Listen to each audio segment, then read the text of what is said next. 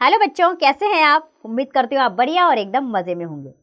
तो आइए बच्चों, आज के अध्याय में जानेंगे हम अविकारी शब्दों के बारे में। बच्चों, अविकारी शब्द दो शब्दों अ और विकारी से मिलकर बना है, जिसका अर्थ है जिसमें परिवर्तन नहीं होता, अर्थात जिन शब्दों पर लिंग, वचन व कारक का कोई प्रभाव नहीं पड़ता और जो अपने मूल रूप में ही बने रहते हैं, अविकारी शब्द या अव्यव कहलाते हैं। क्या कहलाते हैं? अविकारी शब्द या अव्यव कहलाते हैं। जैसे रोहित कल चला जाएगा, सुमेधा कल चली जाएगी, हम कल चले जाएंगे। तो इन तीनों वाक्यों में लिंग व वचन के अनुसार परिवर्तन हुआ है, लेकिन कल शब्द में कोई परिवर्तन नहीं हुआ। अतः यह कल शब्द जो है वो एक अविकारी शब्द है। चलिए अविकारी शब्द के भेद जान लेते हैं। तो बच्चों, अविकारी शब्द के 5 भेद होते हैं। पहला क्रिया विशेषण, दूसरा संबंध बोधक, तीसरा समुच्चय बोधक, चौथा विस्मयादि बोधक और पांचवा होता है निपात। एक एक करके इन्हें जान लेते हैं। सबसे पहले पढ़ेंगे हम क्रिया विशेषण के विषय में। बूढ़ा आदमी चलता है, नल से पानी टपक रहा है। बूढ़ा आदमी धीरे धीरे चलता है, नल से पानी बूंद बूंद टपक रहा है। तो इन वाक्यों में जो शब्द आए हैं, जैसे धीरे धीरे, बूंद बूंद, ये शब्द अपने साथ आई क्रिया की विशेषता बता रहे हैं। अतः ये शब्द क्रिया विशेषण है। अर्थात ऐसे अविकारी शब्द जो क्रिया की विशेषता बताते हैं क्रिया विशेषण कहलाते हैं। बढ़ते हैं क्रिया विशेषण के भेद की ओर। तो बच्चों, क्रिया विशेषण के 4 भेद होते हैं। रीतिवाचक क्रिया विशेषण, स्थानवाचक क्रिया विशेषण, कालवाचक क्रिया विशेषण और परिमाणवाचक क्रिया विशेषण। आइए एक एक कर इनको विस्तार पूर्वक जानें। सबसे पहले जानें रीतिवाचक क्रिया विशेषण के विषय में।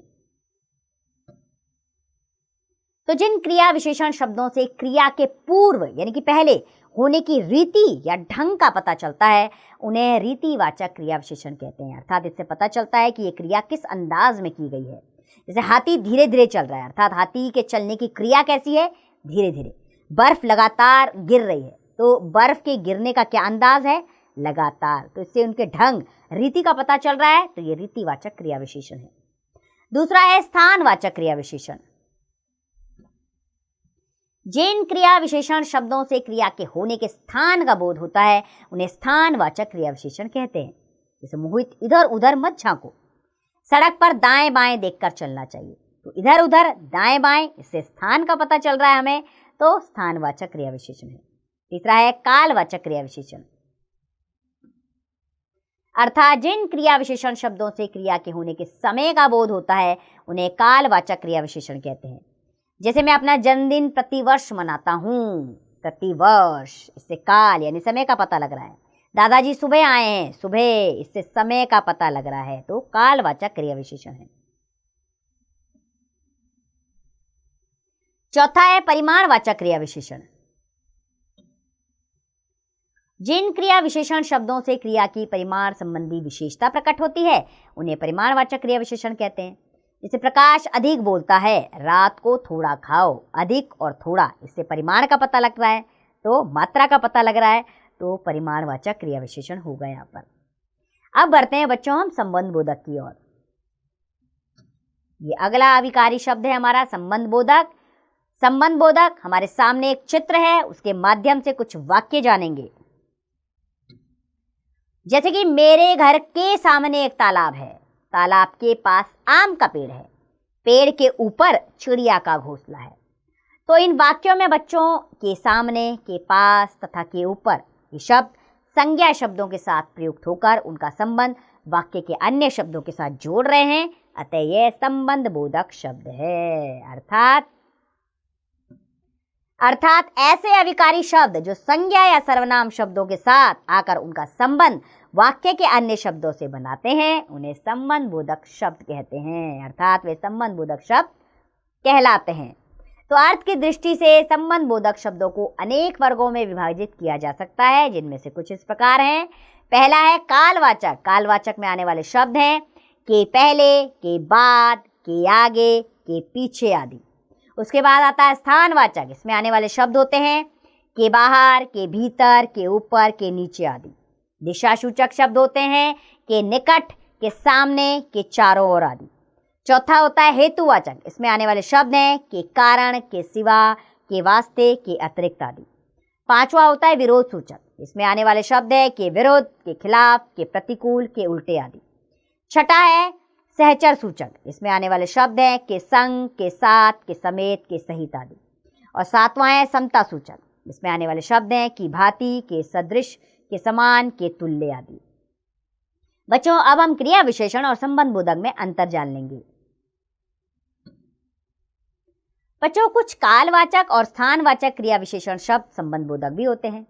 इनमें अंतर यह होता है कि यदि कालवाचक और स्थानवाचक शब्द क्रिया की विशेषताएं बताएं तो ये क्रिया विशेषण होंगे, और यदि ये वाक्य के एक शब्द का दूसरे शब्द के साथ संबंध बताएं तो ये संबंध बोधक होंगे। जैसे कि क्रिया विशेषण है शिवानी अंदर आओ, संबंध बोधक है घर के अंदर पिताजी हैं। बकरी पीछे चल रही है, क्रिया विशेषण है पीछे। मकान के पीछे मैदान है, संबंध बोधक है के पीछे। किताब तुम्हारे सामने है, इसमें सामने क्रिया विशेषण। मेरी नजरों के सामने से हट जाओ, के सामने, संबंध बोधक। अब तीसरा अविकारी शब्द होते हैं समुच्चय बोधक। समुच्चय बोधक को जानने के लिए सामने 3 चित्र हैं हमारे। पहले इस चित्र में सक्षम और प्रखर दोनों भाई हैं। दूसरे चित्र में आप चाय पिएंगे या शरबत। और अंतिम चित्र में कार्तिक व्यायाम करता है इसलिए स्वस्थ रहता है। तो बच्चों, इन वाक्यों में और, या तथा इसलिए क्रमशः 2 शब्दों, 2 वाक्यांशों व 2 वाक्यों को जोड़ने का काम कर रहे हैं, अतः ये समुच्चय बोधक शब्द हैं। अर्थात ऐसे अविकारी शब्द जो 2 शब्दों, वाक्यांशों अथवा वाक्यों को जोड़ते हैं समुच्चय बोधक शब्द कहलाते हैं। आइए समुच्चय बोधक के भेद भी जान लें। तो समुच्चय बोधक के 2 भेद होते हैं, समानाधिकरण समुच्चय बोधक और व्यधिकरण समुच्चय बोधक। सबसे पहले पढ़ेंगे हम समानाधिकरण समुच्चय बोधक के विषय में। तो बच्चों, जो समुच्चय बोधक शब्द एक ही स्थिति के 2 शब्दों या 2 समान वाक्यों को जोड़ते हैं समानाधिकरण समुच्चय बोधक कहलाते हैं। जैसे दिव्या और भावना दोनों एक समान हैं, तो उसको जोड़ने का काम कौन कर रहा है? और। तो दिव्या और भावना खेल रही है, जल्दी चलो अन्यथा गाड़ी छूट जाएगी। तो इन वाक्यों में और एक ही स्थिति के 2 शब्दों को जोड़ रहा है, जबकि अन्यथा 2 समान वाक्यों को जोड़ रहा है, अतः यह शब्द समानाधिकरण समुच्चय बोधक है। समानाधिकरण समुच्चय बोधक शब्द 4 प्रकार के होते हैं। पहला है संयोजक, दूसरा विकल्पक, तीसरा विरोध बोधक और चौथा होता है परिमाण बोधक।